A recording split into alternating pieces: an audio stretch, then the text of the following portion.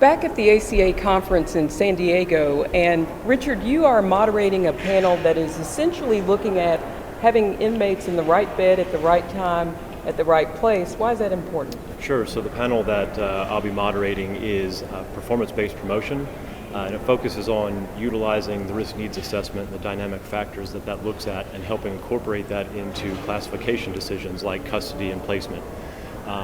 It's extremely important because having somebody in the right bed ensures that they have the ability to get the programs that meet their needs.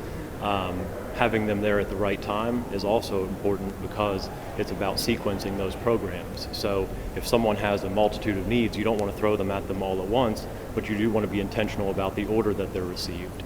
So for example, if someone has an addiction that they need treatment for, doing that first is paramount to making sure that they have good outcomes when they get to treating needs like, say, education or vocational programs. And this classification process, is it complex? And it's important, I realize, but how complex is it to really figure out exactly where someone should be? Sure. So the classification system is pretty complex. Ours we've been using for a long time. Looks at a number of factors, but they're very static factors. So it looks at criminal history. It also looks at behavior and things like disciplinary infractions while they're incarcerated. So it's informed by kind of historical things that have taken place. Adding in those dynamic factors certainly makes it more complex, maybe even say a complex thing even more so. But that's why we look at using technology to help do those things for us, helping to inform those decisions more expeditiously and not in a paper-driven way.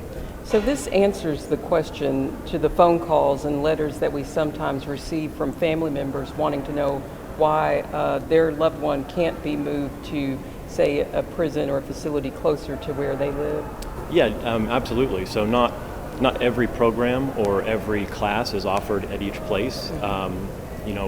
They're staggered out, but the point there is, though, that you have to be in the right destination to receive whatever it is that you need at this time. So that might mean that you need to move, and we obviously want to take into consideration proximity to home. We know that family contacts are absolutely critical during that time of incarceration. So we don't want to be having them any farther away than they have to be from family, but at the same time, we also have to make sure that we're addressing those needs. Yeah, so if I want my loved one home, but I also want them to receive drug treatment, I have to understand that it may not be where the location that's closest to my home. Yeah, absolutely.